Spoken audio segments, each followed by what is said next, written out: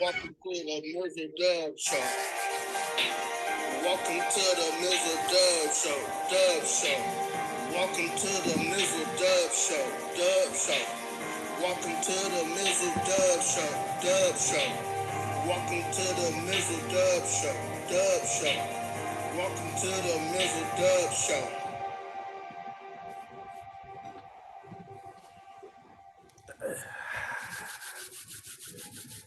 Greetings and salutations. It really is 12 o'clock somewhere, and it's actually 5 o'clock here on the West Coast. Welcome to a late night post-Christmas edition of the Mizzle Dub Show. He is Mizzle. I am Dub. And as you can see, we are joined by the great Richard Pryor. Oh, because there's some shit talking about to happen on this show today. There's some we'll talk that talk. Special guest, but before we get into the festivities, first off, we want to pay our respects to two things. Even if you play for a rival, still losing your life tragically at a young age is never an easy thing. And oddly enough, December 21st is a tragic day for NFL. Former running back for the Broncos, Ronnie Hillman, passed away at a very young age of 31 years old. Succumbed to liver cancer. His family announced. He was a tremendous talent at San Diego State. Watched him up close and personal, being that I live in the Mountain West Conference area in the city that I live in. Indeed. Born in Long Beach, made most of his career with the Broncos, spent his most years with the Broncos, was a part of the Broncos Super Bowl 50 Super Bowl winning team. So he did retire with the ring. The last time he played in the league was with the Dallas Cowboys or the Arlington Cowboys back in 2017. Mm-hmm. So it's just it just is sad. He diagnosed with a cancer back in August of this year, and unfortunately the treatments were unsuccessful, and he went into hospice care and passed away at the age of 31, which is just too dang young. So we send our prayers to the Hillman family and former teammates at San Diego State and with the Broncos, Boys, and the Vikings. And then, of course, that was overshadowed by the untimely passing of the Hall of Famer, the great Franco Harris. And as I said on my post, a lot of people say that the face of the Pittsburgh Steelers, as we have known them to be, some would say that it may have started with Mean Joe Green. After all, that was the very first draft pick that Chuck Noll selected when Chuck Noll became the head coach back in 1969. But I said, you can argue that. But for me, I've always said the heartbeat and the soul of that team, of that franchise, as we've come known to be, I've said, without question, the heartbeat and the soul was Franco Harris. In addition to being a Hall of Fame player, which we know that he was great off the field. When he retired. Better human being. Yeah, as I've said many times on this show, better human being than ball player, that was Franco Harris. And you think of philanthropy in the city of Pittsburgh, Franco Harris and Roberto Clemente come to mind. Hands down. What those two did for the city of Pittsburgh. And of course, as we know, Clemente gave his life to helping relief in Nicaragua on New Year's Eve, which is this year's also the 50th anniversary of his passing with that. In addition to time flies. And I mean, anyone that has commented on Franco Harris to past opponents, of course, Terry Bradshaw on Fox, who gave a tremendous tribute to his friend and teammate, which was very heartfelt.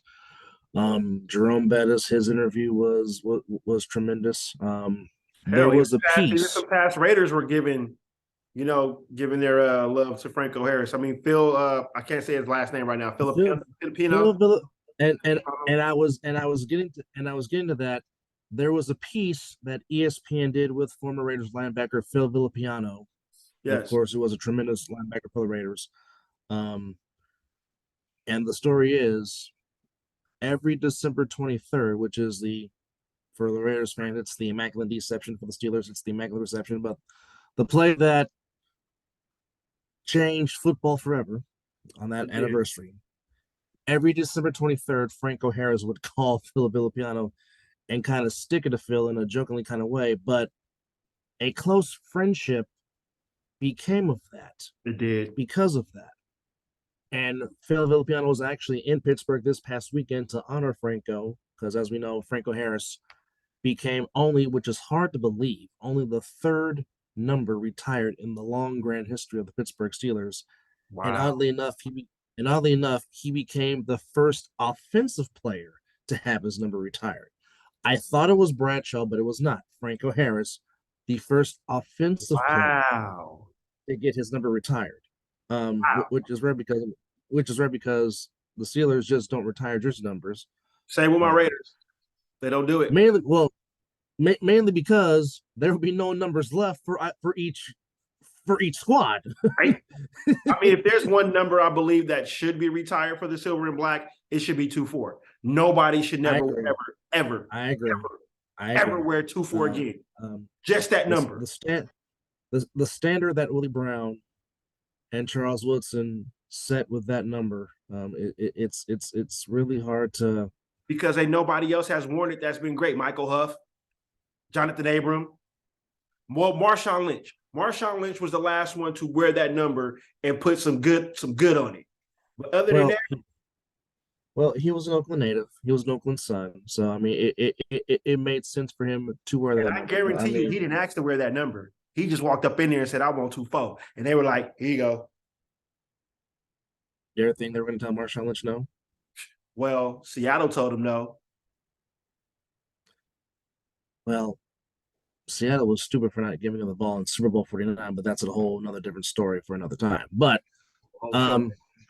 yeah. But needless to say, Franco Harris, way better human being than football player. And a lot of people did salute to the Franco's Italian Army. Yes. Tremendous character. One of the great ambassadors for football, one of the great ambassadors for the Steelers. Agreed. He will certainly be missed. Tremendously be missed. It's like you felt, I know we're going to get into the game a little later, but you kind of felt the narrative of that Raiders-Steeler game. The moment you knew they were celebrating, I mean, they were acknowledging the Immaculate Deception again, the anniversary of it.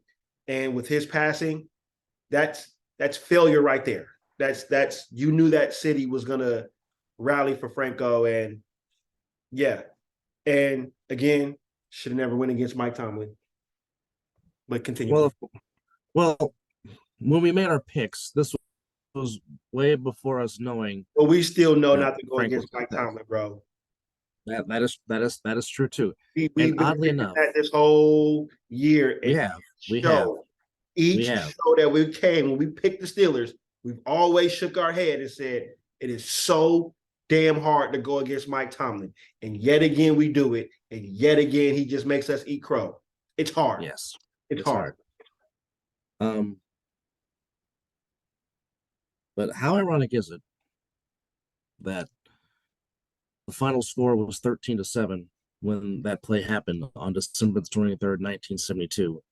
And 13 was again enough for the Steelers to pull off that win. Don't get me started. Don't make me go down that route. We'll save that. I want to do it. We'll save that for later on down the show. But our prayers to the Harris family, to his son Doc, to his wife. Again, as I've always said, if I'm going to start a sports organization, And if I want it ran rightly, I'm going to follow the pattern of the Pittsburgh Steelers and the San Antonio Fundamentals because they just do it right to a T. That's what they do. The Steelers, their whole existence, 3 coaches. 3 coaches. And let me tell you what, ladies and gentlemen, has the Pittsburgh Steelers ever fired those 3 coaches? Well, 2 of them. No. They walked off on their own account. Offensive coordinators have left. Defensive, coordinators have left. But oh no, not the coach. Because you know why? The Steelers organizations sits back and let the coach coach. I guarantee you, Mike Tomlin can go 0-16, and they ain't gonna even consider firing Mike Tomlin. Because you know why? They know Mike Tomlin to get that shit together. But yet again, this man ain't had a losing season since he's been coaching. So, and still might run the table to still not have a losing season. when it was looking bad, with a rookie quarterback, with a backup quarterback who just so happened to sign to be the starter because Big Ben retired, and yet and still, he just still wins football games. First ballot Hall of Famer when he retires, man. Easy. Whenever he decides to hang him up, if Mike Tomlin's not in the Hall of Fame, something will really, really be wrong. So, the 10-point back, as we recap Week 16 of the NFL, we're here already. We said, right. We said the Jacksonville Jaguars were trending in the right direction, folks. And please, you might want to put your drink down. What I'm about to say. The Jacksonville Jaguars. Duval. First place in the AFC South. Did you just say they in first place in the AFC South? I'm going to repeat myself. One more time. With a little more bass in your voice so they can hear you this time. The Jacksonville Jaguars are in first place in the AFC South division. What did we say, though? We just said that kid from Clemson, a.k.a. Sunshine, if he gets the right coach, they will win. And, all the Jaguars just go and get a Super Bowl winning coach. And you can see that young man is soaking up everything Doug Peterson is selling to him because that whole team is clicking. Need I say, I think Philadelphia let him go too soon, in my opinion. I'll just say this. I'll say, but Nick Sirianni ain't no pushover. No, he's not. No, he's not. And he is. So it ain't like now. If they were sucking, I would say 110% with what you're saying. But I still agree with what you're saying. But Sirianni is making you forget about Peterson being there. Correct. They're not going to forget about Peterson because he brought that franchise to Super Bowl. Oh no! Doug Peterson should never pay a tab in Philadelphia for the rest of his life. He brought that franchise their first Super Bowl. Nick Foles can walk down Philadelphia and get whatever they want. Statue should be built for him. They should never. Because the Eagles ain't going to win another Super Bowl probably as long as me and you are living. I'll be shocked. I'll go on record and say this. I think the Jaguars might get to there before the Eagles get there again. Oh, boy. Well, we said the Jaguars will be vastly improved with Doug Peterson as that coach. And I think Mr. Khan finally got his right guy to perhaps lead this team back to prominence in Duval County. But they got the job done. They beat the Jets 19-3. And, well, the Jets. One of our subscribers to the show who is passionate about the Jets laid in some passion and laid in some passion about one particular quarterback from Brigham Young University. Can I stop right there real quick? Because I know our subscribers are going to watch this, and I just want to just go out there. I remember as we were doing in our little chat room that I posted a little something from Twitter that said the Jets are going to be looking in to move on from Zach Wilson. What kind of flack did I get? Oh, no, that's false. No. We're just going to put him on the back burner, blah, blah, blah, blah, blah, blah, blah. oh, now there's a bigger report from a bigger, I guess what you're going to call that, media source, saying that the Jets plan on moving on from Zach Wilson.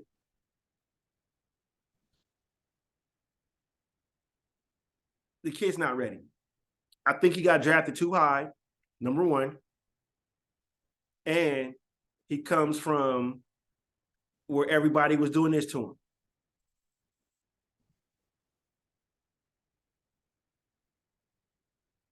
Now that a little adversity hit him, y'all, if y'all ain't seen the press conference, just go up, look up Zach Wilson's press conference where he took no accountability for what happened in that loss, which he should have took a whole lot of accountability in that loss. You're the quarterback, bro.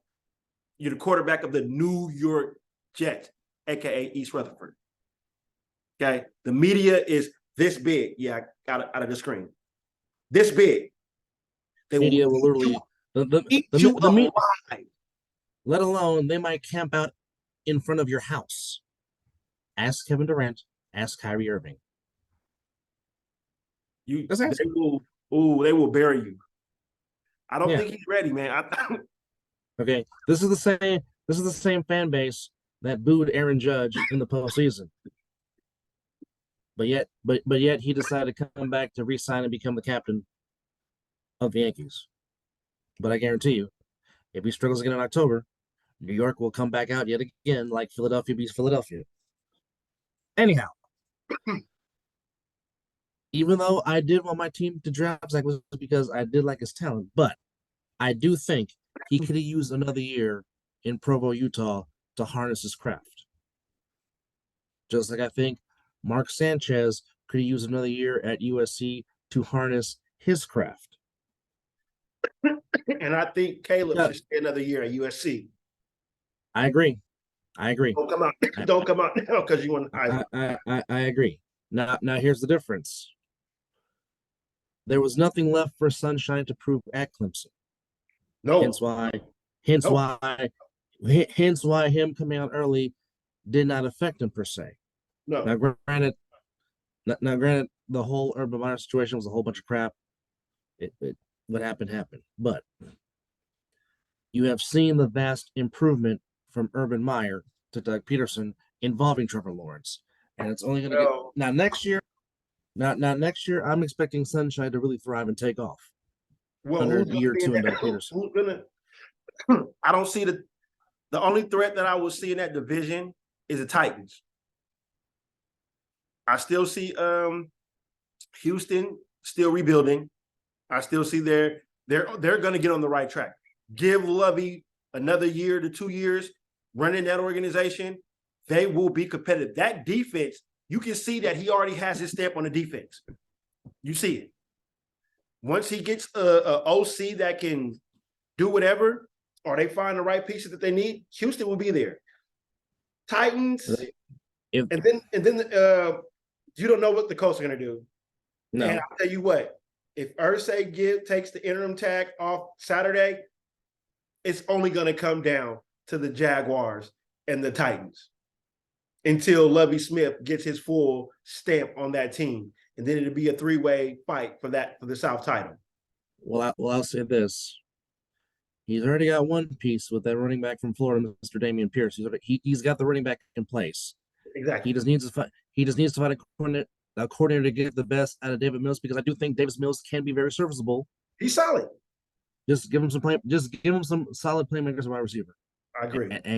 And get him a right play caller to get the best out of him, and you go from there. Now, with that said, Mike Wilson has been cleared, and he will play against the Seahawks this upcoming week. I think that's Mike White. It says that he's been cleared, and they say he's going to start. You didn't say Mike White. Seahawks. You said somebody else. I did say Mike White. No. I meant Mike White. If I didn't say there you go. I meant Mike White. Yeah. Even though 9 times out of 10, I won't argue with you. I won't. But you didn't say Mike White, bro. Just so Mike White. You got it. Oh, all I know is Chris Strebler did play well when he came in. Let's see. I don't think this offense is set for Zach Wilson because every other quarterback has thrived in this offense, but him. So that's a valid point. That's a very, very valid point. But I mean, the third string got out there and was slinging the rock, handling the offense better than him. Yeah. Well, Evan Ingram enjoyed his return back to East Rutherford as he had 7 catches for $113. Travis Etienne, 22 carries, 83 yards. Sunshine even ran for 51 yards. But like I said, the Jaguars, 7-8 in first place in the AFC South. All right. And can get in the playoffs. I would like to see it. Do well in the playoffs. I would like to see Duval in the playoffs. Yeah. It looked like the Bears were trying to pull off the upset. And then in the second half, the Bills said, hold my beer, as they scored to the tune of 29 unanswered points in the second half. Bears only score 3. Bills get to 12-3. They still remain their lock on the number 1 seed in the AFC, and they win by the final score. Good, because I would love to see Kansas City go to Orchard Park. Okay. Change the scenery. I don't know if Patrick Mahomes can handle the blizzard that would be Orchard Park, New York, against Bills Mafia. I mean, he's played in cold weather before in Kansas City, but we're talking about Orchard Park, New York. Did you see the video when really... the Bills players came back home and how their cars you're talking about filled with snow? I'm talking about Chevy Suburbans, just the big trucks, snow covering the whole damn car. Ridiculous. But I would love to see and yet the changes, the scenery. I would love to see the the playoffs ran through Orchard Park. That will be nice. Well, I'll tell you what though. The Bills' next opponent on Monday night, that is must-see TV. Bills and Bengals on Monday night to close out to close out. Yeah. Bring that ish to me. Yes. Burrow and Allen, Diggs and Jamar Chase. Yeah. Give me some hot. And here's the thing. They both got solid defenses. Yes. So it's almost like who's going to break? It's going to be like Burrow going to make the mistake, or it's going to be Josh Allen. And it's in Orchard Park. Where is it at, actually? That's before. If it's in Orchard Park, oh boy. I mean, in the jungle is going to be nice too if it's in the jungle. But if it's in Orchard Park, yeah. It is at the jungle. Ooh. It is at the jungle. Either venue, it's going to be lit. It's going to be lit at either venue. So, and not only that, both ESPN and ABC is airing this game. And I guarantee you the Manning cast will be a part of that, I'm sure. I promise you. You know what? The Manning cast is starting to rub off on me a little bit. The only reason why I say that is because when Monday night games are played, the ESPN channel at the job doesn't work that well, but the ESPN2 channel does. So go figure. So when I'm cleaning the room, it's the Manning cast I got to listen to. And I'm starting to see them two are goofy. Well, like I've always said, Eli is the more funnier of the two. Like if Eli could have his own sitcom and I'd watch it. Peyton tries too hard. Peyton tries too hard. Yes. He just need to let it flow. And then it just comes natural. But you know Eli was the goofball of the family. You can definitely tell. Well, like I said, when you can make a commercial and you say, I put that shit on everything. That's what I was going to say. He makes the Red Hot commercial, so you can exactly. And now he's doing the Oats commercial. Yeah, Eli's that guy. The Saints keep their hopes alive for the division as they go into the dog pound and officially eliminate the Cleveland Browns, 17-10. Yeah, it was. It was that kind of game. Even though Nick Chubb still got me fantasy points, but the Browns, 2 years after they make the playoffs, I've kind of fallen back down to reality. But It we will happens. see what happens next. A full season with Deshaun Watson. Deshaun Watson does have some targets to throw to in Amari Cooper and Peoples Jones and David Njoku. So it's not like the Browns don't have no talent at all on offense. The And the Saints defense merely is keep their solid. hopes alive. Defense is solid too as Yeah, well. So yeah. So I think the Browns can make some noise in the North next season. Chiefs keep their winning ways going. They beat the Seahawks 24-10. And maybe the feel-good story that it's the Seahawks is slowly coming back down to reality. Chiefs are the Chiefs. They win at home. That's what they do. and They get the Gino big is starting win. to look like the Gino that we know. Yes, the East Rutherford version of Gino is maybe slowly creeping back out. Yes. The Minnesota Vikings might be the luckiest 12-3 team in football. And wait, still the quietest. And still the quietest 12-win team. They wasn't quiet when they came back on the coach, but they still have been the quietest team with their record. And you're like, wait a minute. What? Giants gave a tremendous effort. They always do. They always Game do. was tied, but Greg Joseph from 61 yards booted it through as the Vikings still maintain their hold, I beg your pardon, on the number 2 seed in the NFC. But the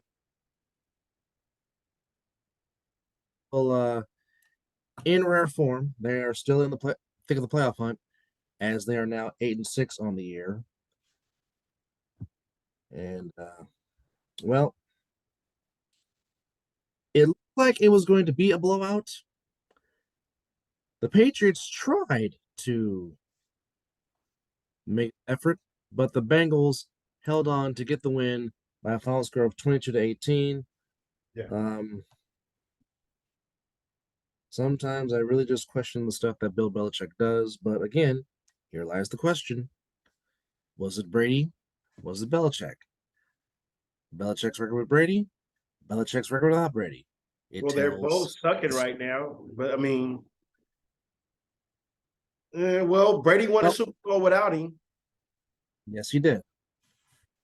But now he's playing the most Jekyll and Hyde team in football. And you know what? We'll get to My them. fan base is so ridiculous. Bro, they so want to get rid of Carr so bad that they'll take Tom Brady or Aaron Rodgers. I'm like, 2 quarterbacks that are really ready to just not give a shit about football. And you want to give up what? I'd rather live another season with Derek Carr than Tom Brady right now. I'm sorry. That's that'll be 46 years old. Correct. 46? No.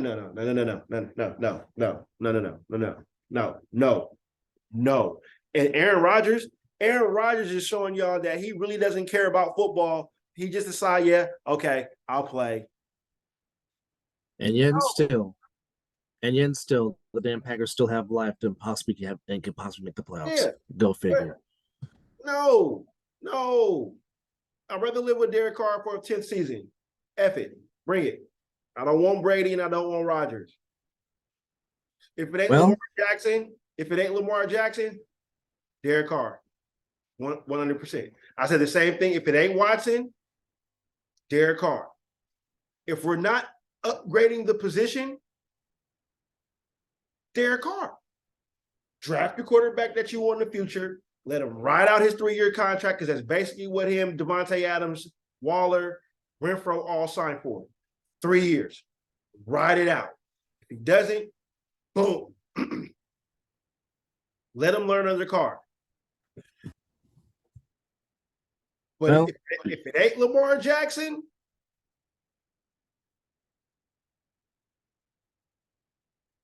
you heard it here first.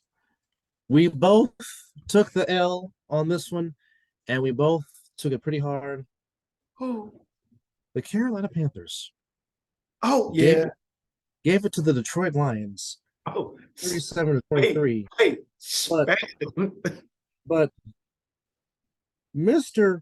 Deonta Freeman, run the ball hard, young man. Please do. He didn't get you no points. Please do. 21 carries for $165, almost averaging 8 yards a carry.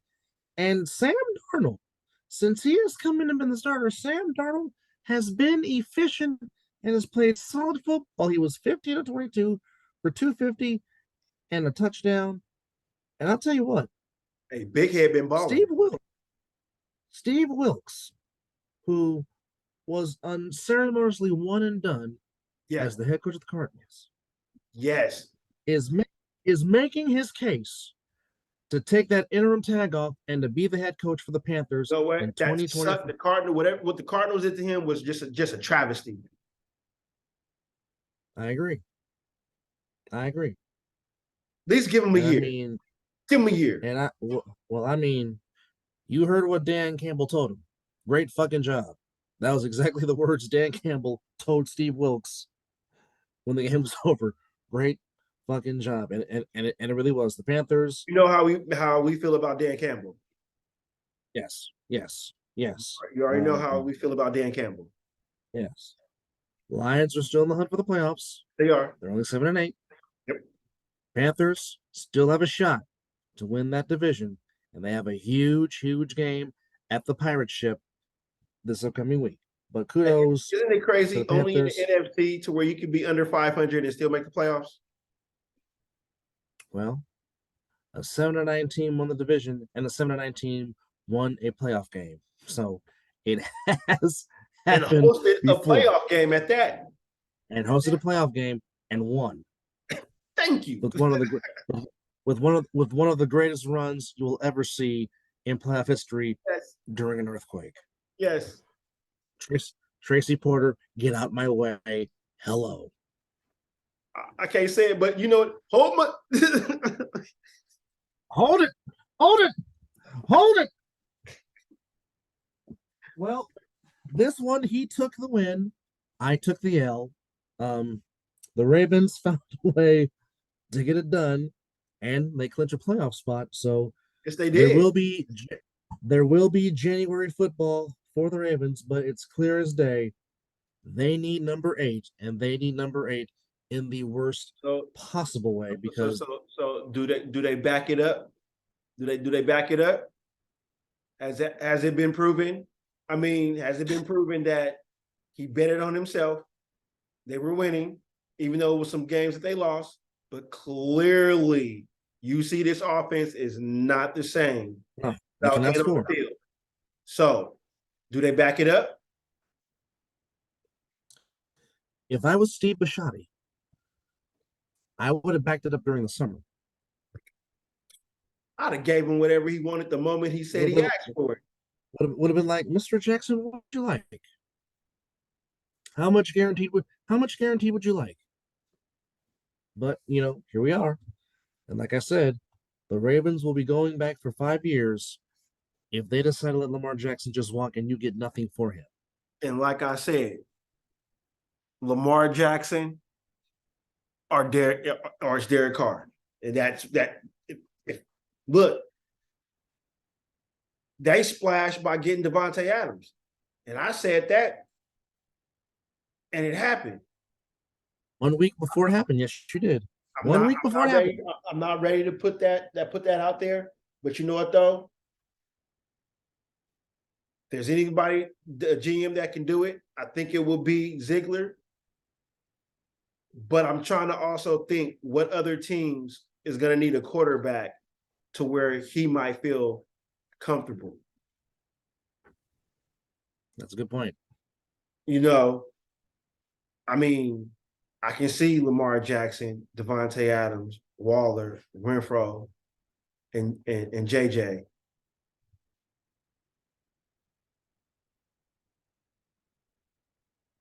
That's nasty if you ask me. But I'm not gonna even wish upon that. But if the Ravens don't want to pay him, and like you say, set they franchise back 5 years, we sitting here looking at Carr like that's a mobile quarterback that can do things now. So, but let's keep the show rolling. We both took the L on this. The Texans pull it off. They beat the Titans 19-14. Ryan Tannehill may be gone for the season. Texans, they fight hard, and finally they get the That's finish that with the win. December football, man. That's when them games you think that's gonna be that easy victory. It's like that team just what? They hit him in the mouth, and they didn't know how to react. Exactly. Well, he took the win on this one. I took the L. There was absolutely no defense whatsoever played in Arlington, Texas until late in the game. If you had the over with the Eagles and Cowboys, you might have collected some big money that day because the Cowboys put up a 40 burger, even though in the beginning, Philly was having their way because they were up by 3 at the half. And Gardner Minshew played very, very, very well. He might be making the case to go be a QB number one somewhere. Yes, he was outstanding. You can stay away from Vegas. Devontae Smith, 8 catches, 113, and 2 TDs. And he made an outstanding catch that I think I hit you with the catch. Like, did you see that? Tremendous toe drag swag. That was your response. Yeah, that's exactly what my response. Darius Lamb was outstanding again. 11 targets, 10 catches, $120, 2 TDs. But T.Y. Hilton reasserted himself in the NFL. And if you let a team convert a 3rd down and 30, you deserve to lose the doggone game. Because how in the hell you going to let a team convert on 3rd and 30? I'm going to say this again. 3rd down, 30 yards to go. T.Y. Hilton. That stop, you win the game. T.Y. Hilton, who ain't played in almost damn near 2 years. Running down the sideline. Not one Eagles. 2 Eagle defenders, and Dak put it right on the money. Huge win for the Arlington Cowboys. They still got a shot at the Eastern Division, which they technically have the better division record than the Eagles. Yeah. Cowboys are 4-1 in the division.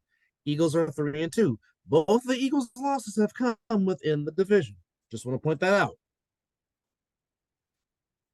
First, Michael Irvin was happy and had a heart on and couldn't wait to give the Stephen A on First Take, but that's a whole other story. To conclude Saturday's matchups, my team's defense was human. Only the second time they've given up 20 points this season. But Brock Purdy just continues to just amazing. And again, as you kept saying with another 49ers tight end that wore the number 85, if you find him, good things can happen. Well, Brock Purdy is getting very acclimated with one George Kittle, as Kittle was again outstanding, 6 catches for $120 and 2 touchdowns. Purdy was again solid, 15-22, 234, 2 touchdowns. Taylor Heinicke wasn't that bad before he got pulled for Carson Wentz. Heinicke was 13-19 for $166, 2 TDs, and an INT. It's just the problem was the Niners defense held in that goal line stand, and the Niners kept taking advantage of short fields, not getting touchdowns per se, but we're getting points. But we'll see what happens if the Commanders go back to Carson Wentz, who he was solid in garbage time, but again, it was garbage time. The team believes in Heinicke, bro. I mean, in Heinicke. You stick with what your morale in that locker room goes with. I don't disagree with that. And you go with the morale. I don't disagree. I think he should start against the Browns this Sunday, but we'll see. I know you don't want to dig too deep into it because I know you were irritated about this game and how we always keep saying you never go against Tomlin. But I'll just I'll Let's just go. Let's say talk about it. Let's talk about it. I'll just say it like this. Um, yes, you should have not let George Pickens get that wide open on the last touchdown drive. But for the most part of that game, and I know again, there's no moral victories in football. A win is a win, a loss is a loss. No question. You won't get no argument from me on there. But the Raiders defense played their hearts out on They've been Saturday. playing great defense the past 5 games. Played their hearts out. And as much maligned as he has been, and rightfully so, but Cleveland Farrell has had himself a very solid season, and he played fantastically well in the absence of Chandler Jones after Chandler Jones hurt himself this past Saturday. Yes. You saw the passion of Josh Jacobs. Yes. Talking about I'm tired of putting in the work, and the guys put in the work, and this keep being the same result. 4 years. So we know it's not we know it's not a lack of effort, and we know it's not a lack of trying, but what is it to where they just cannot finish games? What is it from your perspective that you're seeing? Well, to back up and piggyback off you saying about the defense, if you want to be technical, if you want to look at it, the defense ain't been giving up more, hasn't given up 20 points in 3 games? If maybe two, 3 games here now then, but the defense has been playing well. It's just the offense that just hasn't been the complement. You know, I don't know what's going on with Foster Moreau in his hands. You know, there two of the 3 interceptions. I'm gonna say no. I'm gonna say one interception was not Derek Carr's fault. 2 of them is his fault because the first one, the Renfro that he threw was behind him. Renfro had to try to adjust the catch, and the DB was right there. The third one, he overthrown him. Put that on the seed and lead him into that. Because he was open. He had a step on the defender. More than the step. The DB got there before Renfro got there, but Renfro was open. Put that on the seed. Catch him like this, not Renfro looking for the ball. So the defense is I don't know. It's 9 years of Derek Carr, and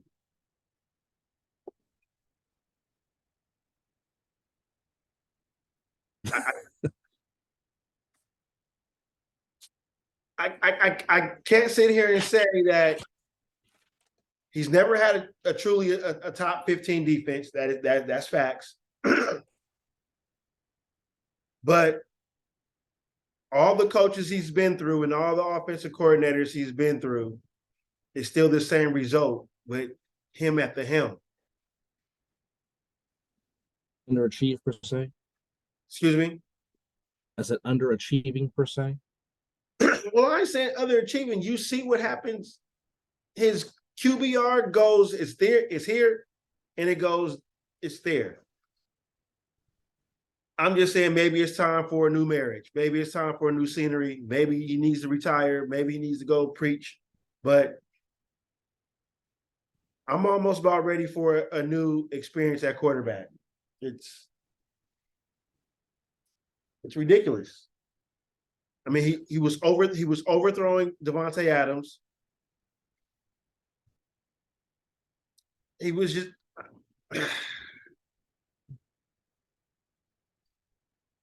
5 blown leads. 5 blown leads. That's all I can say. Going on to the Christmas matchups in the NFL. The Dolphins had a lead. Aaron Rodgers still can say, I'm that guy. Hold my beer. Hold my Miller Lite, the great Pilsner taste. As the Packers came back to beat the Dolphins 26-20 and keep their playoff hopes alive. And Tua Tagovailoa took a hard hit on the head. He's in concussion protocol again, and he started so well in the first half and Yes, he struggled mightily in the second half. But The Raheem Mostert fumble turned the tide in that game, and the Packers never looked back. Yeah. The Packers have a huge date with the Vikings next Sunday at home on the frozen tundra of Lambeau Field. But they still live to fight another day to keep their slim playoff hopes alive. And, well, question for you. Okay. If you are Sean McVay, do you perhaps let Baker Mayfield stay and be the backup just in case Matthew Stafford gets hurt again? Because what Baker Mayfield did last night against the Broncos, putting up a 50 burger on, for the most part, has been a very good, solid Broncos defense for most of the year. Hangs a 50 burger on the Broncos, goes 24 for 28, 230, and 2 touchdowns. And holy crap, the Rams ran the football, and Cam Akers had 118 yards on 23 carries, and he found the end zone 3 times. And kudos to Cam Akers for that, because Cam Akers was in the doghouse. Yep, sure couldn't was. get on the field. Yep. Asked to be traded. Yep. Rams didn't trade him, and he had a game like this. Kudos to him. Glad for him. And because of this, Nathaniel Hackett does not even get to finish the season as the Broncos head coach. As the Broncos now go to 4-11. Who knows what way the Waltons will go in and what direction they'll have them in, but the Broncos go to 4-11. The Rams go to 5-10. And for the most part, it was a baseball score between the Diamondbacks and the Rays. And then they both eventually decided to score some touchdowns. It went to the 5th quarter, and the Buccaneers find a way to still keep their hopes to win the NFC South. They beat the Cardinals 19-16.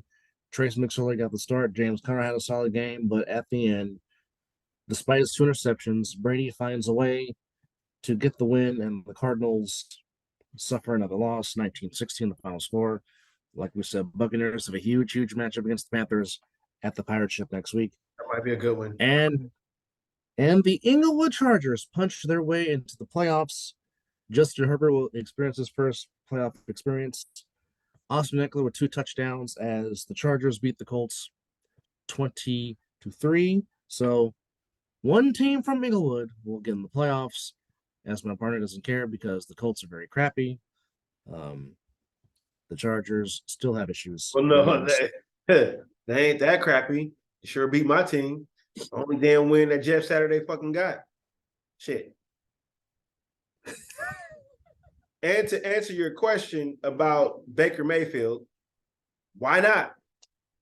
They don't have nobody else. I mean, that's a good insurance policy. It's almost like you guys keeping Garoppolo to back up Trey Lance, and look how that worked out. So why not? Yeah. Why not? Well, all right. Here we go.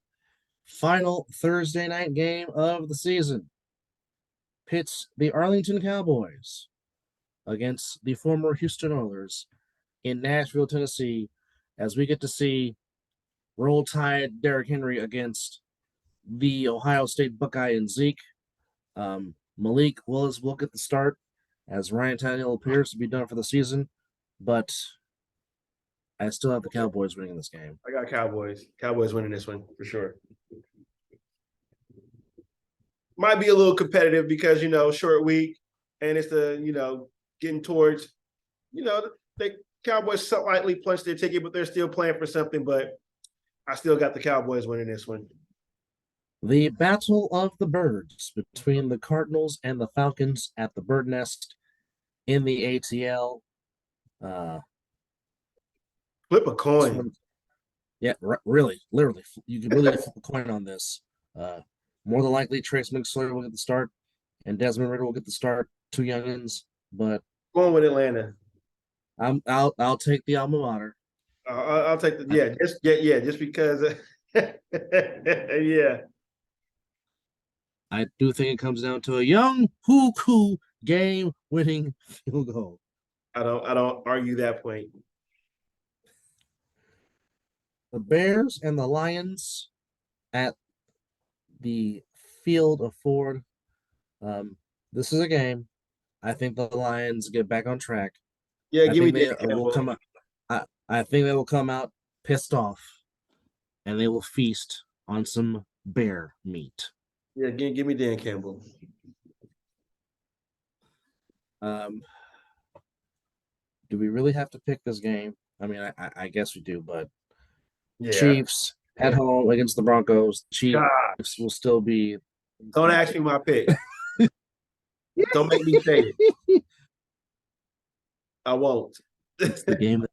It's the game. It's the game that he hopes ends in a tie. Well, no, not really. It's just not no point to just even ask me who's gonna win that game. Did you see who they just got destroyed by? I know. Mayfield. I know. I know. I. Now this one. The Rams can put up 51 on them. What you think the Chiefs gonna do? A 60 burger? Hell, 60 70. might be possible. 70. Oh, gee. Oh, you're saying that you say it's going to be college. Oh, my goodness. This one is a very intriguing game. A lot of implications on the line. Rematch of week 1 in which the Dolphins got the win. Patriots and Dolphins in Foxborough. Because Tua more likely is not playing, I'm actually going to go with the hoodie on this. I'm taking the Pats. Yeah. I think it still be competitive because you still got Waddle and Hill out there. And they do got still a decent running game. But I just think that Belichick can find a way to cut off what you're trying to do. I agree. Colts going to East Rutherford to play the Giants. I think this is where the Giants get their 9th win. I don't see the Colts doing much of anything, especially with Nick Foles being in a given mood like he was against the Chargers. I agree. So, I'm not, yeah. Saints and Eagles. Eagles get back on track. I don't think the Eagles will win in Philadelphia. Still Gardner Minshew. That remains to be seen. I don't know. Well, I still think it doesn't matter. Yeah. Yeah. Going with the Birds. Fly. Eagles. Fly. Indeed. All right. This one here, I'm going upset. I'm picking the Panthers to win on the pirate ship over the Buccaneers. I just like the way the Panthers are going. I'm going Panther pride. I'm picking Carolina. I'm going on the limb. That's my upset special. I'm going with the old man. You might need to take a sip of your drink. Oh my God. Yeah, well, I did it before I yeah, you're right. He's taking the pirate ship. I'm taking the Black Panthers. The Commies and Browns. I expect the Commies to bounce back. I'm going to go Heineke? Is it Heineke? Or Carson Wentz? Let's say he's going. He did not announce that he's going back to Carson Wentz, so we will see as that goes along. But I'm going with the Commies. The Commanders still have a lot to play for. It's definitely if it's Heineke. So yeah. Jaguars on the road against the Texans. Oh, I'm going This possibly could be a trap game, but I agree. The Jaguars have something to play for. They have a division title to play for. Yeah. So yes, them young men see something. They see something brewing right now, and they believe. That they do believe. The 7-8 Jets. The 7-8 Seahawks. Huge for both squads. Playoff implications on the line. It looks to be that Mike White will be starting for the Jets. Geno Smith against the team that originally drafted him. Something has to give. But of course, me being the Niner fan that I am, I want the Jets to win, to beat the Seahawks. So I'm going with the fighting Mike. I'm going with the fighting Mike Whites. I'm going to go out on a limb, and I'm picking the Jets. I'm going which may Gino. which may which may bite me in the ass. I'm going Gino. He likes the Hawks. Going with the Hawks. All right. This one's a tough one, and CBS has this one on the frozen tundra of Lambeau Field. It's the Vikings and the Packers. And then week one. What is this saying? A dome team can't play outside in the cold weather? That's what they normally say. But this time, I'm going Kirk Cousins. oh, I'm going the Minnesota Vikings. He's going Skull. I am picking the Vikings to go in there and play a damn good game.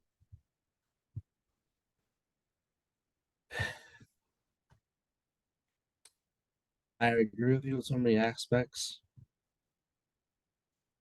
But you just think Aaron Rodgers is going to be too much for him?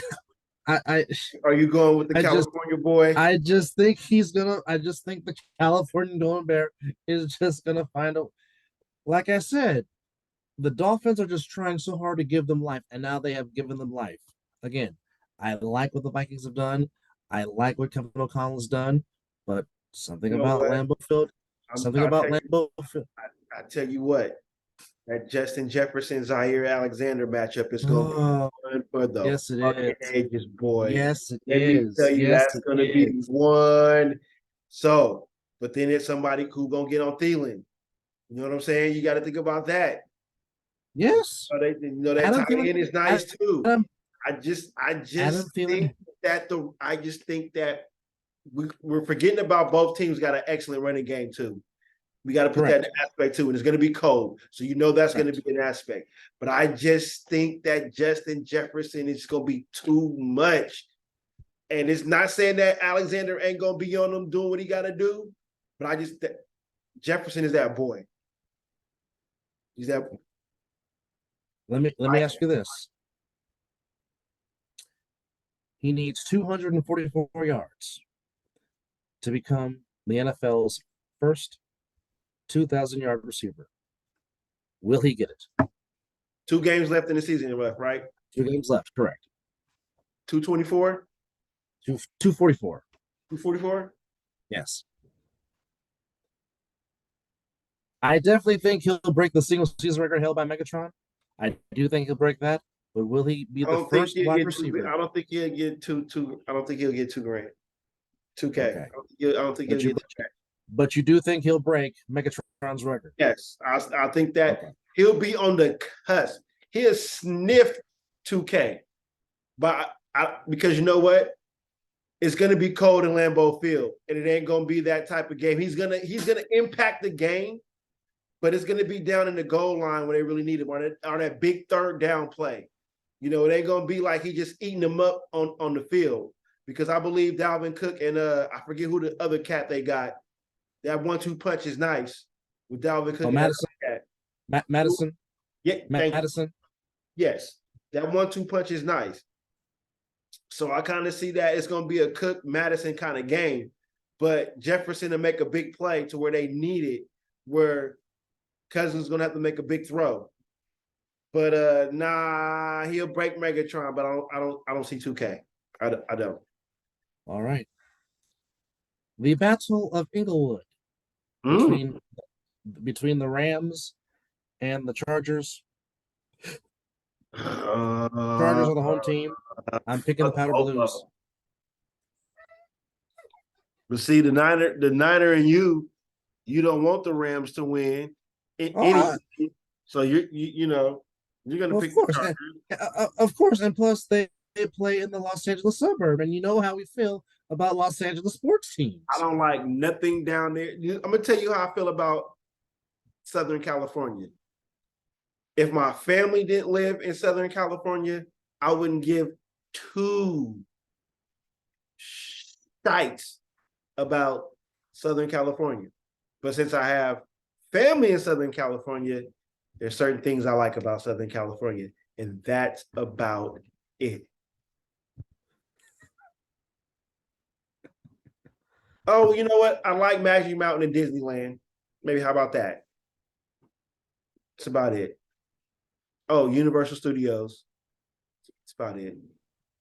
Anything else down there? Legoland, maybe? No? Is that yeah? I think Legoland is in San Diego, if I'm not mistaken. Oh, it's more closer towards I think it's before you hit LA, one of them towns, I think. Not Oh, very okay. warm, it's not bad. No, it's not. See, there are certain things. Okay. But there's sports teams, you're never gonna get me to root for them. Ever. UCLA, that fake ass chop team that they call the Trojans of USC, that never happened. The Padres, no. Clippers, no. I'm not gonna say anything about that team in LA called the whatever they are, Fakers, Lakers, whatever you want to call them. Yeah, it's not happening. No. Dodgers, hell no.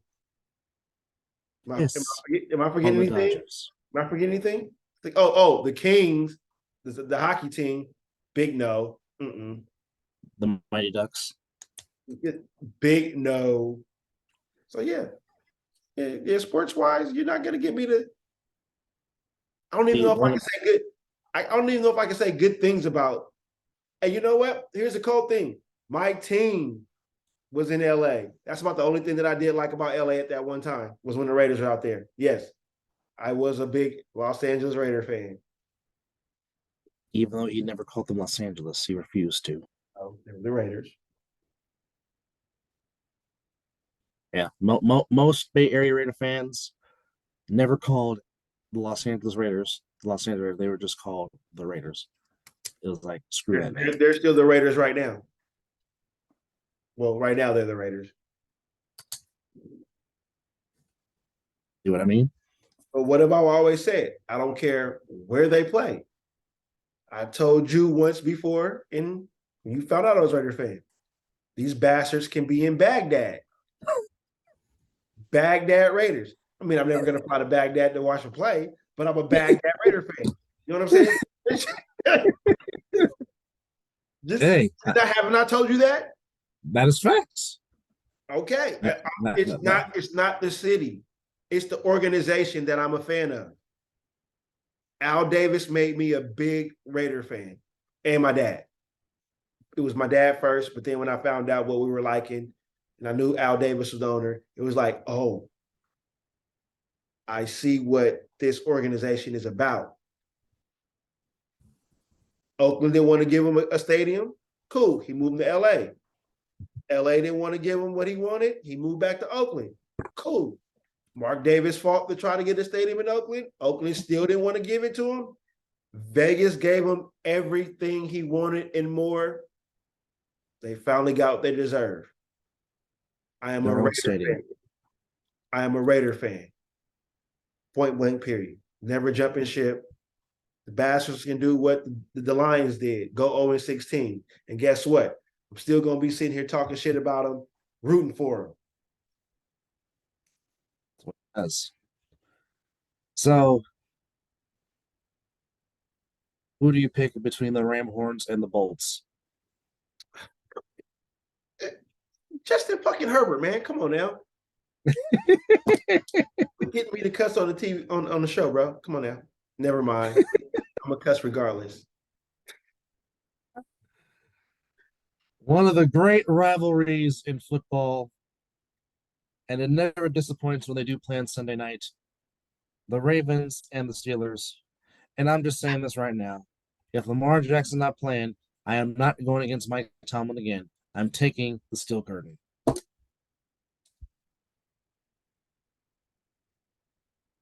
Is it in Baltimore? It is in Baltimore, but like I said, if number 8 is not playing, I don't trust the Ravens to score. I don't. But is Huntley playing? Let's see who is playing at quarterback for the Ravens.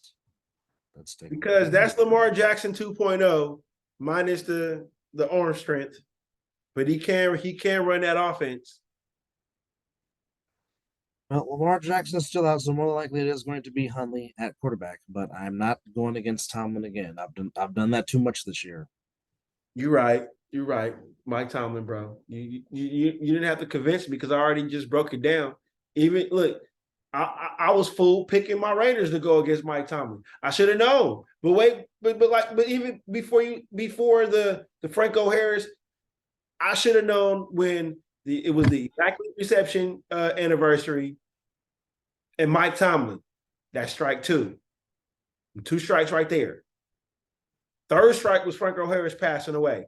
Yeah, we definitely ain't winning that game. I wish I could have reneged my pick. Like I said, we made our picks before us knowing that the track of Franklin Harris. Well, before we get to the Monday night game, this is your Super Bowl.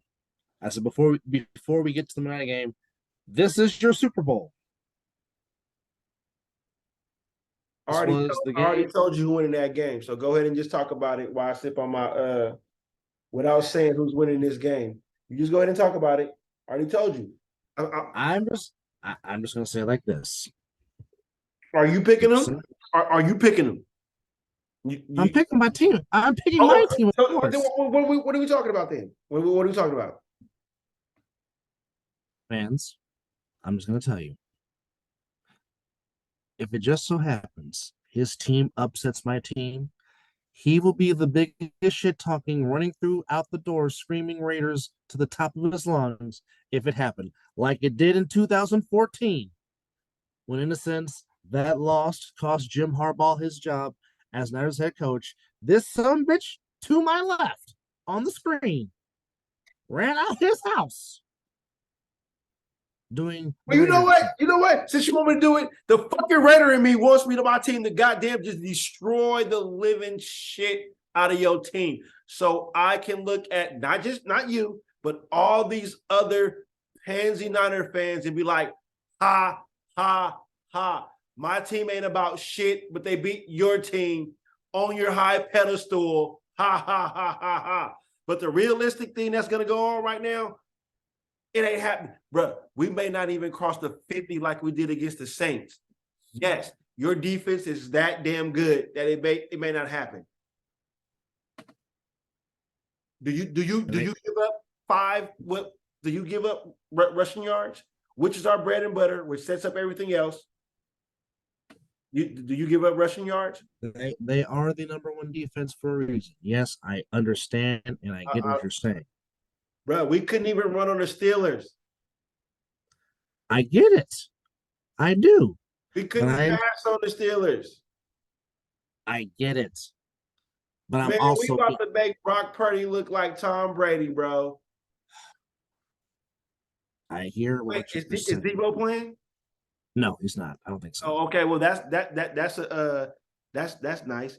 But wait, Nick Bosa playing, right? Correct. So your whole defense is at 100%, right? For the most part, yes. No, don't give me that for the most part shit. You know I'm a realist. You know I'm realistic. Don't give me for the most part shit. Is your defense at full strength? For the most part, yes. You know what? They do have a little bit. I would totally do something on this show right now, but I do have some form of respect level for what we do on this show. So anyway, I'm saying your defense at 100%. Bro, I will be amazed if Josh Jacobs gets 75 yards rushing. Amazed. Again, I hear what you're saying. But I've watched too much football.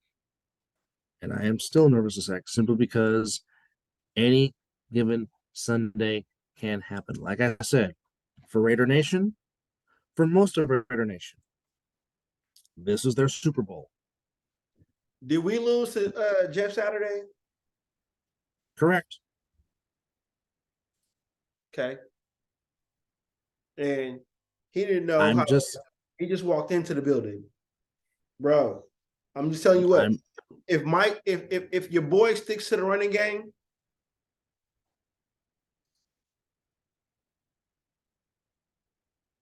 we're not going to stop Kittle, bro, because we can't even stop Kelsey. And Kittle was the number 2 best tight end in the NFL. We can't even stop Kelsey. And your boy just came off a good game last week. So Okay. We about to Okay. make Purdy look like Tom Brady, bro. I'm telling you. Okay. I'm picking Okay. as I sip my tequila, saying this, I am picking the Santa Clara 49ers to go into Vegas and just walk all over my team because they're depleted. Depleted. They're coming off a game yet again after. Okay. We might give you guys a half. We'll give you a half. That's about all we're going to give you, a half. Because that's what they've been doing in their losses is playing a half of football. I get what you're saying. You're trying to be a realist. You're trying to be modest. You're just trying to, blah, blah, blah, blah, blah. Be the Niner fan. You're going to come into Vegas and just. You know me. Take the bullshit. You know me too damn well. That's not who I am. That's not what I stand for. Do I hope my team wins? Yes. Should they win? Yes. That's why you're only selected few Niner fans I respect. But as you say, you're a realist. I'm a realist. We're not winning that game. And if we win that game, like I said, the Raider fan in me, yes, I'm ready to talk that shit. Am I confident that we're going to win that game? Not at all. Not at all. We couldn't beat the Colts. We were up 20 on the Cardinals. We were leading the Steelers. Hell, we halfway lost. We should have lost against the Patriots. If it wasn't for the bonehead plays that they made, we should have lost that game. Just being real. So, well, to perhaps which may be one of the best Monday Night Football games of the year, the Bills and the Bengals. See, I was waiting for this one. In the jungle. This possibly could be a preview of the AFC Championship game between these two teams because the Bengals are peaking at the right time, and the Cincinnati Bengals, who are the defending conference champions of the AFC. Can I ask you a question? Let me ask you a question. Go ahead, sir. Where Bills lose, Chiefs win, does this change the 1-2 spot? No, because the Bills have the head-to-head. Because they won head-to-head. If they finish in a tie, the Bills would still get home field because they won the head-to-head. But now, and the Bills lose 2 games and still get the number 1 seed. I'll say no. Okay, but give me facts. Give me facts real quick. Okay, both teams are 12-3. Oh, okay. Talk to me. The Bills and Chiefs are 12-3. Okay. If they each finish, let's just say they finish 13-4, both teams. Mm-hmm. Bills, because they won the head-to-head, gets home field advantage. Okay. So that means they both got to win out, and the Bills. So technically, the Bills can afford to lose 1 game. Yeah, they can. Maybe. And the Chiefs need to win out. Chiefs need to win out, and the Bills need to lose both games for the Chiefs to get home field. But if the Bengals win out and all 3 teams have the same record, then the road to Super Bowl 57 in the AFC would go through the jungle because the Bengals would have head-to-head wins over the Bills and the Chiefs. Well, I'll give you a future pick. Since it's coming down that the Chiefs need to play their starters, the Chiefs are beating my Raiders the week after the Niners come into Vegas and just destroy us. The Raiders are about to lose 2 home games in a row. Okay. With that said, if it ends in a 3-way tie, it goes to the Bengals because, again, the Bengals beat the Bills if the Bengals were to beat the Bills on Monday night and finish 15-3, which I don't see that happen. Which I don't see that happening because I'm sorry. If the Bengals were to finish 13-4, same with the Bengals. Same with the Bills. Same with the Chiefs. Home field goes to Cincinnati. Because we know the Bengals close the season in a huge. Well, basically next week, the Bengals and the Steelers. I'm sorry, the Bengals and the Ravens will play for the AFC North title. It'll come down to that in the jungle. Should Baltimore get the win over the Steelers, which we don't know yet because the games haven't been decided. But more than likely, the AFC North will come down to the final week of the season between the Ravens and the Bengals in Cincinnati. But right now, the Bills still remain in the driver's seat for home field by way of winning their head-to-head game against the Chiefs. But if Cincinnati continues to play their winning ways, this possibly can change everything. Of course, we know about the quarterbacks with Burrow and Allen, two of the best young studs in the NFL. We know about Stephon Diggs and Jamar Chase, Gabe Davis, T. Higgins, not to sleep on Boyd and Isaiah McKenzie. This is what we live for right here, bro. This is what why we watch sports. This is why. This is it right here. I don't know who to pick right now. It's like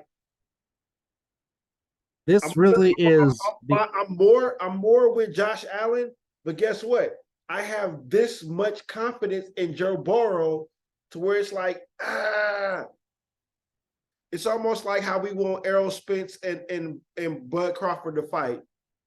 It's almost like get that shit on paper. You know what I'm saying? Correct. So this is how I feel about this football game. It's because I'm an Errol Spence fan and I'm also a Bud Crawford fan. I like Joe Burrow and Josh Allen is playing lights out football. So it's like, how do you pick against one of them that's doing what they're supposed to be doing right now in football? Talk to me, Goose. It is the epitome of a toss-up. As you said earlier, flip a coin. You really can flip a coin. I don't want to pick this game. I just want to be a fan and watch. I know that we have to pick it for what we're doing, but this is one game I really don't want to pick because I just want to sit back and be like, fan. This is going to be one hell of a game, and you know it's going to be one hell of a game. Yes. I don't want to pick this one. Can we not pick this one? Come on, bro, for real. This one, I would never ask you this because of all how it lays out, but how both teams are and what's on the line. I know who I want to pick, but it's like when I make the pick and you write it down, I'm gonna be like, damn, I don't want that pick. You know what I'm saying?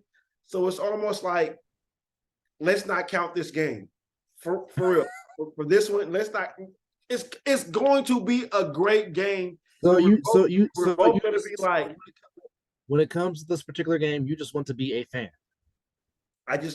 It's like when the Warriors play the Sixers. I really want to be just a fan with this one because it's going to be that game because I know what they're playing for. But I can get with that. I can get with that because, like I said, as I segue into it, I said this possibly could be an AFC Championship game preview.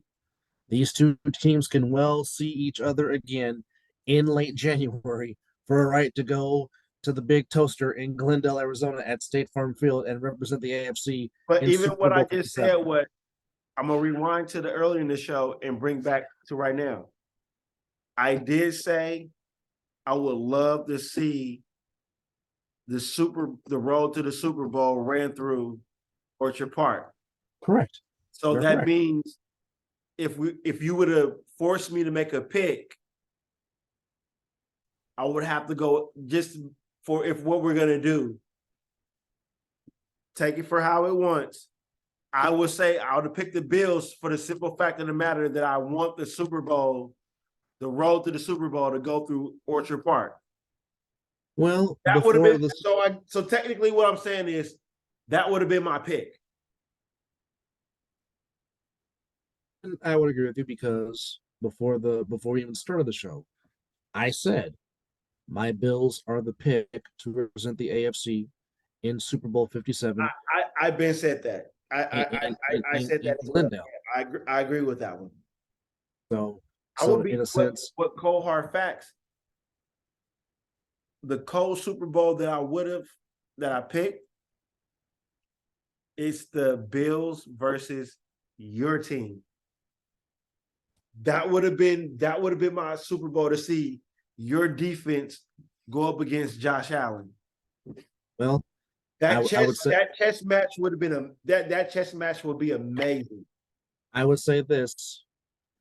It would finally be the dream that the Swami, Chris Berman, would finally get because, as you know, for so many years, the Swami, Chris Berman, for years, picked the Bills and the Niners to meet in the Super Bowl.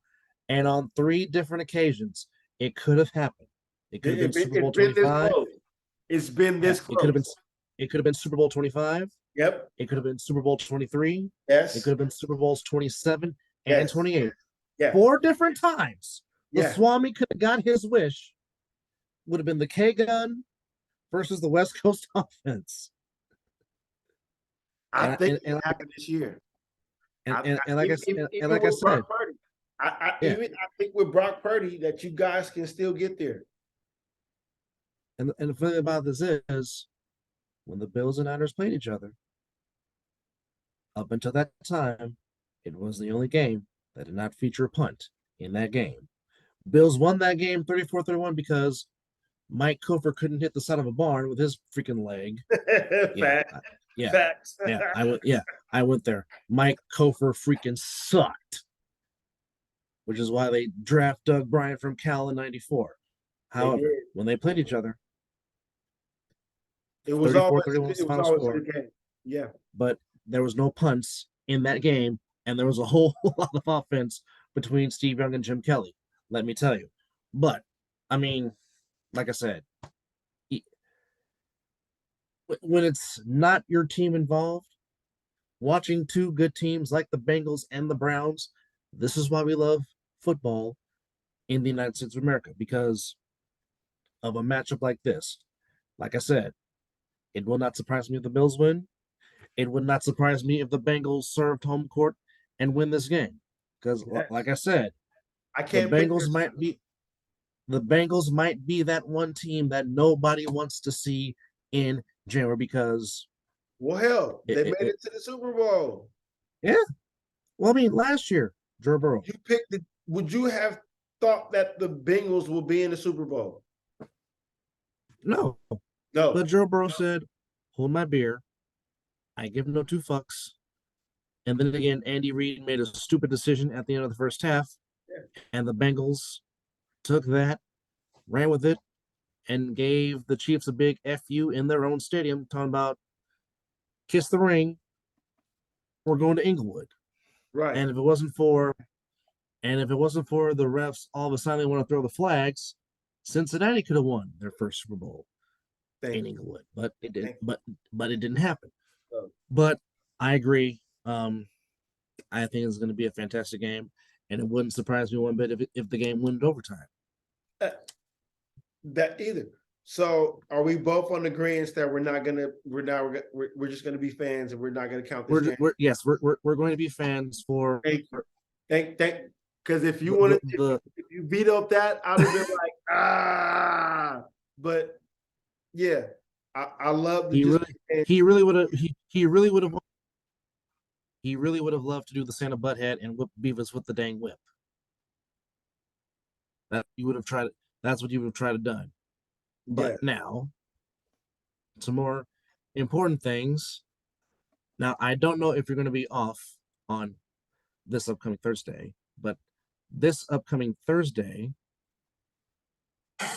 You have a bowl game to prepare for with your I beloved. am not off this Seminoles. Thursday because I'm off Wednesday. Because this is my weekend off for the New Year's weekend. But you know what? You damn right that I will be listening in my earbuds with my the real chop, not that chop down there in Southern California that we were talking about USC. It's Florida State, baby, all day, all day. Yes, the Seminoles of Florida State in the Cheez-Its Bowl in Orlando, Florida, taking on the Cheeses are Sooners of delicious. Oklahoma. Cheeses are delicious. Yes, they are. That game will be at 2:30 p.m. Pacific time. Florida State is -9.5. Actually, there are some very good bowl matchups coming up this week. Starting brother, this is the on time we live for right here, right? This is like indeed. and oh well, you know what? Spoiler alert! Spoiler alert! Uh-oh. So you know we are coming upon January, right? Correct. So January means that somebody on this video is turning a good age because somebody else already did. But what I'm gonna say is, if my brother can stay awake, if he can, there will be a live YouTube video on a road trip from Vegas to California to this establishment with my brother. Needless to say, there will be a one-screen show, multiple one-screen shows during that particular week. But in the Golden State. That was the plan, but I have to use some of my hours to do this tournament that I'm doing. Oh, so you make that money, bro. You already know that pay the man. Pay the man. Damn right. Damn right. Pay the man. I ain't never mad at money being made. But like you said, multiple one-screen shows of the Mizzle and Dub Show upcoming. I had to throw it out there. I couldn't wait, man. I couldn't wait. I had to spoil it. No, you tell the masses whatever you want, whatever you please. But yes, a certain someone is joining a new establishment club, and to well, who knows? We might do a live show at a certain arena during a certain game. We'll keep you posted. Stay tuned. Wait. We can do live YouTube show while we at the arena. Yo, yep. Oh, and you might can. No, we'll discuss that off air. Well, we got four bowl games.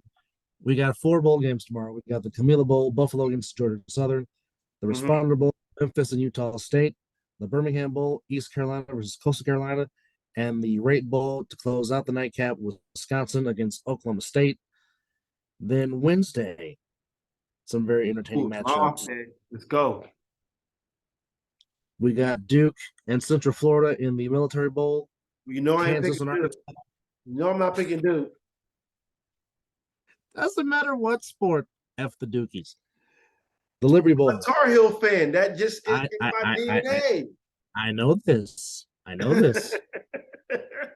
2 schools mostly known for basketball, but we got the Razorbacks and the Jayhawks in the Liberty Bowl, Kansas and Arkansas. This should be a good game. One of my favorite all-time bowls. I love the Holiday Bowl and never disappoints. It's always been great drama and great games. The Oregon Ducks at 9-3, the North Carolina Tar Heels at 9-4 should be a fantastic game. The Texas that has Bowl, been your favorite bowl game. Damn it. Yes, it has. Yes, it has. Outside of the Rose Bowl, because the Rose Bowl is my all-time favorite bowl game, just because of the pageantry. I'll add that into the only Southern California thing I like. I do like the Rose Bowl. It's just what they do. That Yes. parade is amazing. Yes, the Tournament of Roses parade is amazing. And The I do setting in that I do have family that stays right in that area with the Rose Bowl. That's crazy. in Pasadena and the San Gabriel Mountains. I got a Set. bunch of family members in Pasadena. It is one of the Rose Bowl, and the setting is one of the best settings in sports, which is why that stadium is on my bucket list. I so badly want to go watch a game inside that stadium, preferably the Rose Bowl game. But if it Well, has to you be a need to set, UCLA game, screw it. bro. We need to set our vacation days on one of our vacation days on one of those days, and we go watch a game. Fair enough. Fair enough. Texas Tech against Ole Miss in the Texas Bowl. Then the Thursday, along with your Seminoles and Sooners, we have the Pinstripe Bowl at Yankee Stadium between Syracuse and I do like Minnesota. that one. Pretty much, That's one of my pretty, top. I do like the Pinstripe Bowl. pretty much a home game for Syracuse, being that it is in the Bronx, in New York, inside Yankee Stadium. Just seeing football paint in Yankee Stadium just goes right, especially at the old Yankee Stadium. Yes. Of course, we know about your Seminoles and the Sooners in the Cheez Bowl. The Alamo Bowl, always a competitive game, never disappoints. The Texas Longhorns against the number 12 ranked Washington Huskies. And on Friday, another 4 games. Maryland, NC State in the Duke's Mayo Bowl, the Sun Bowl in El Paso, the Pitt Panthers against the UCLA Bruins, the Gator Bowl, Notre Dame against Gator South Carolina. Bowl. That's one of my top. That's in my top 5 as well. The Gator Bowl. The Arizona Bowl, Ohio and Wyoming, and the Capital One Orange Bowl, which will feature a whole lot of orange between Tennessee and Clemson. Then, of course, New Year's Eve, which is his weekend off. My Georgia Bulldogs, in defense of their title in the Peach Bowl, in a sense, a home game against the Ohio State Buckeyes. Kansas State, and Alabama in the Sugar Bowl. Do not sleep on the Kansas State Wildcats. Please don't sleep on them. Please don't. Please don't do it. Please don't, because all they do is play good football quietly, and be having good records. Like yes. 12 and something. Do never sleep on Kansas State ever. Alabama's 10-2. Kansas State is 10-3. Do not sleep on the Kansas State Wildcats. Never. The Music City Bowl. Is Snyder still their coach? No. Who was their head coach? It's not Snyder? No, Snyder retired. I want to say year before last, and I think one of his former players took over, if I'm not mistaken. Oh, so it's a pupil. I believe so. Yes. So okay. Because I would say Snyder's a damn good coach.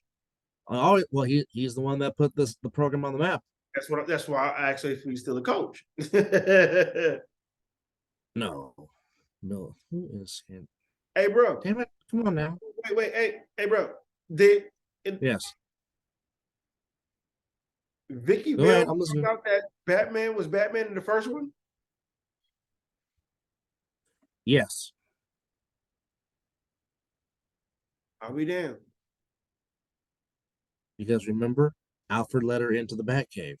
I'm just now. It's just now because we're doing the show, and I'm also got that in the background. All right. Chris Kleiman is the head coach. Oh, it's Clemens, right? No, Chris Kleiman. Klieman.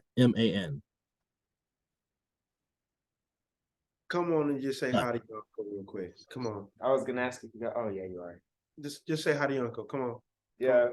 Bring your whole face in the scene. The dread head appears. It's okay. Ladies and gentlemen. I was my oldest son. Wait. Hold on. You get to see the face. Bring it back. This is the face that did the beat for our introduction to the show. Yes, he is the super dope beat This is maker. the super dope beat maker right here. You get to see it live in the flesh. Now get out my show. All right. I wanted to. That's what I was asking. I was asking you guys. It's okay. You know you're always good to come in the show, bro. You did the beat for the show. They got to see who you are.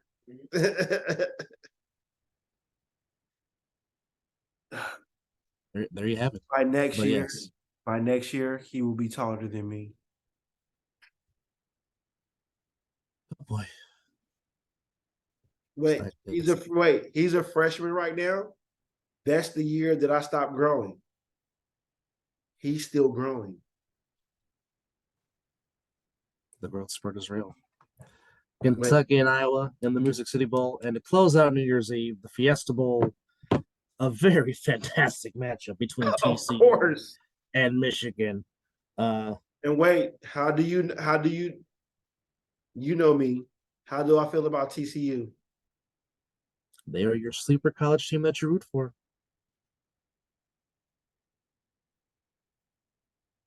And it's always going to be Florida State. It's always going to be Florida State. And do not sleep on the Horned Frogs. And even though in the beginning of the season, I said Michigan was my dark horse to win the national championship. They can still win it all. I think Michigan can actually. I think Jim Harbaugh can really win it this year. As do I. And I said, if my Bulldogs this might be his year. I said, if my Bulldogs don't repeat, Michigan is my dark horse sleeper to win it all. I've been saying that. Don't your Bulldogs play Michigan? No. So you guys got Ohio State. Yes. Now, if we beat Ohio State and Michigan beats TCU, it would be a tremendous national championship game between the Wolverines. I got Michigan in the championship game. I got them. They should win, but damn it is hard to sleep on TCU. It is hard to. Well, I'm going against my second team. So Correct. What I'm sitting here saying is, as much as I would love to see TCU win it, so I can get a TCU championship shirt, because I think if TCU wins, they're going to win it. But I believe it's Harbaugh's year. I just think he paid his dues. It just might. I mean, it's been 25 years since Michigan has won the national title with Charles Woodson's senior season. Yes. When they beat Washington State in the Rose Bowl. So I understand, because when my Bulldogs finally won, it was 40 years for them since they last won it. So I get it. But it's just hard to just sleep on TCU, because TCU is very. But see, I've been riding with TCU since LaDainian Tomlinson. And it just so happens that a young man that I've been knowing since a child went to TCU. Mr. Verrett, yes. Mr. Verrett, yes. I have been a TCU undercoverly fan for a long time, but me being a fan of what I know, I just think it's Harbaugh's year. But if TCU beats Michigan, TCU wins it, and I'm getting a shirt. The credit card is ready, bro. You already know. This is why we play the game. This is why we play the game. And see, we just said earlier, you already know TCU is mine. But I believe it's Harbaugh's year. I believe it. And imagine if he wins this year, what he would demand in the NFL to come back. But you know what? I think if he so happens to win in Michigan, I think he stays in Ann Arbor. I don't think he comes back. You think he's done with the NFL? It would have to be a very enticing offer for him to come back to the NFL. What will be the enticing offer? If it's his program to run. No. What NFL team will bring him back to the NFL?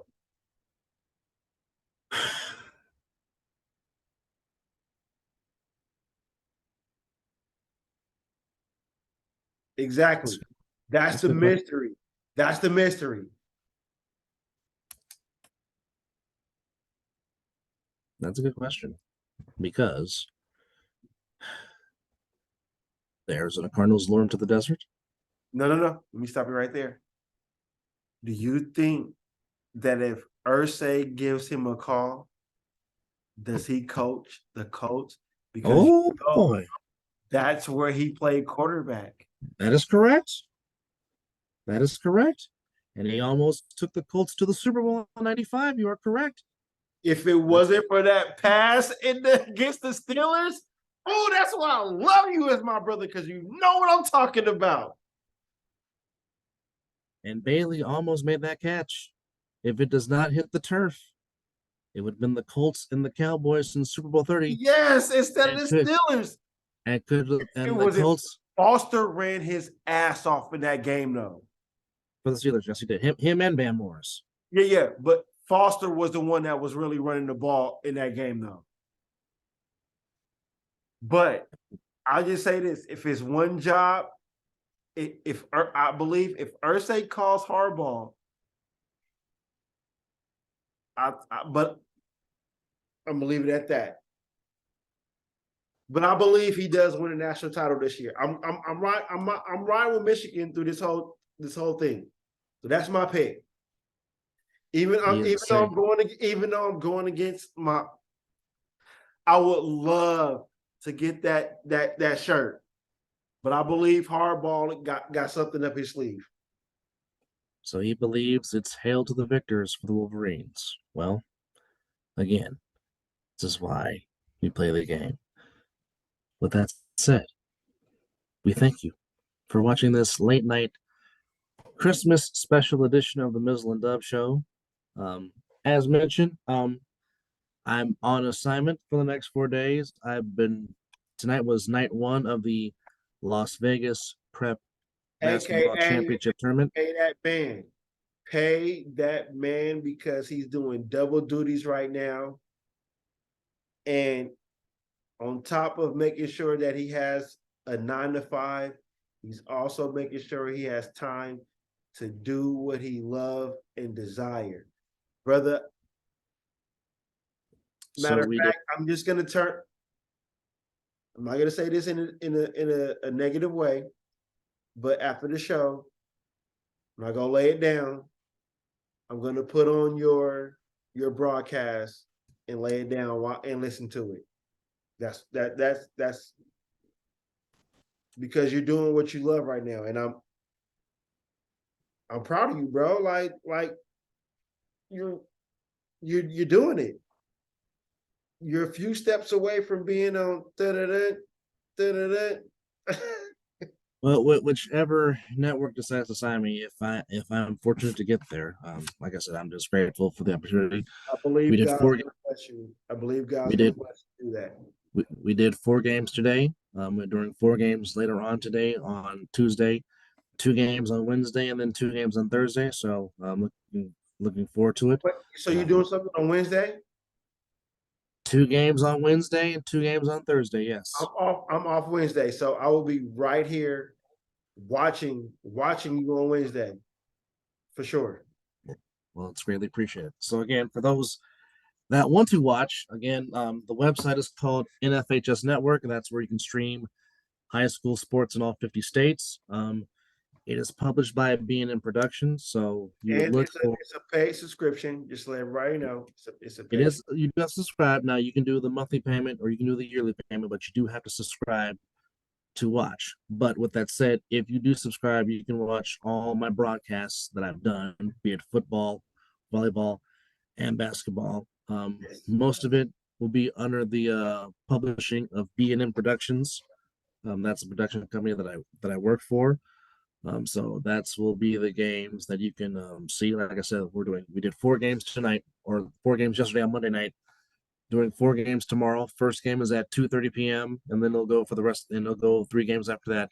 Then there's 2 games on Wednesday. The first game, I believe, is tip off at 5:30, and then the Thursday game, I think the first game starts at 3:30. So again, if you want to hear yours truly call basketball, again, go to nfhsnetwork.com and go ahead and subscribe. And for those that have And subscribed, if certain people that are really, really interested, holla at me. We can talk. there you have it. So again, for our subscribers on the Mizzle Dub Show, we thank you for subscribing. And also, shout out to our good friend Shaggy, who was doing better. Shaggy, we love you, and we're still praying for you to get better. And glad that you're home. Even though he's a Chiefs fan, He makes up for it by being a Giants and Warriors fan. So he gets. oh no. I still love Shaq. Indeed, but Shaggy, we're glad you're doing well. Yeah. You are in our continuous thoughts Get and well, brother. prayers. Definitely Yeah, get well. So that said, it is 2:31 on the west side of the West Coast, United States of America. As we throw up the dub and as we say thank you for watching this Christmas edition of the Mizzle and Dub Show, and my bottle is empty, but it is 5 o'clock some damn where, and we will definitely try to sneak in end of the year show as we are. Also, should I down. take the laptop to the P's house? Because I'm gonna be at the going to their house Saturday. It's been New Year's Eve and New Year's and watch the Playoffs.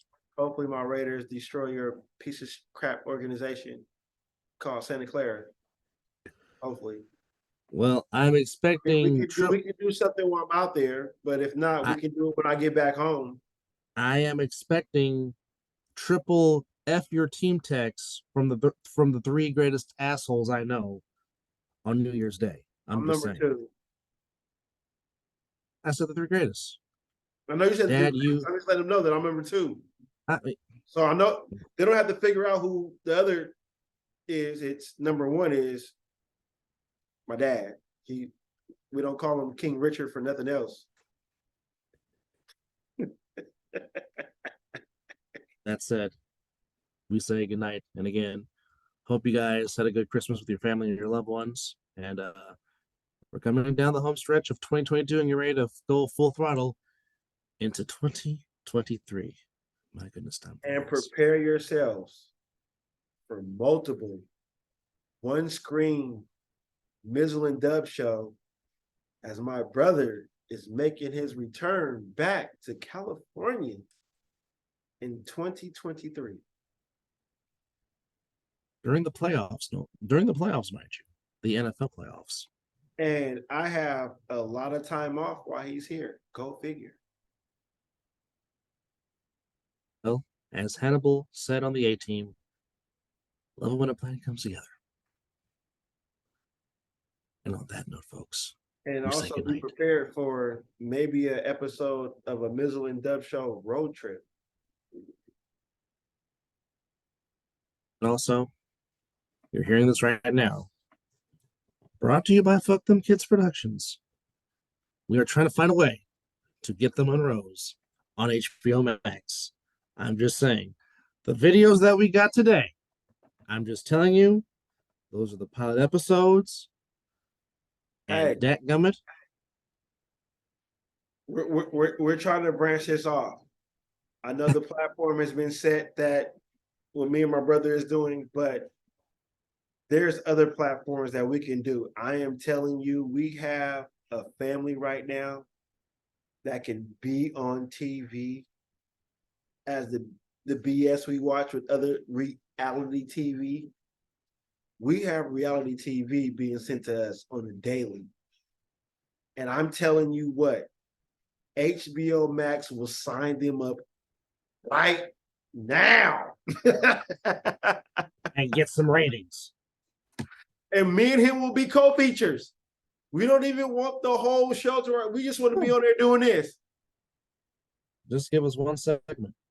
Like I said, I'll even narrate. Just let me narrate. That's good enough for me. Narration, perfect. And just have me in the background doing this. Brought to you. Love you, Debo. Productions. But again, thank you everybody for tuning in, giving us the love and subscribing. And I hope everybody had a great Christmas with their family. We have one more celebration coming up, New Year's, so we can start 2023. And I always say the best month of the year is January because we start this motherfucker. So if you're born in January, there's 3 people I know that have January birthdays. Of course, you being one of them, and of course, who we just mentioned, Mr. Monroe, actually kicks it off on the 7th. So, and then there's my other friend's birthday. So yeah. Well, I'm gonna say this: what January means so much to me because not only am I born in January, my grandfather is born in January. My grandmother is born in January. My big brother, aka James Buggs, is born in January. My uncle is born in January. I got my godfather is born in January. January means so much to me because I don't just share this month. It's a lot of people that's connected to me that shares this month. I share the same birthday with a Hall of Famer. NBA Hall of Famer. Akeem the Dream Olajuwon. We share the same birthday. That's something. And I think I sang the same Mike Krukow. His birthday, one of the John Jones' birthday is on January 21st. Please research that, brother. Make sure I'm correct. I don't want to give out false information. Exactly. I want to make sure that I share a birthday with a broadcast, or is it could be a base? I think Crawford. Do I share? You are correct. You share the same day as Mike Krukow. Mike Krukow was born, and Mike Krukow is turning 70, or he turned 70 this year. He'll be turning 71 on the same born day as you. So January is just not about me sharing it.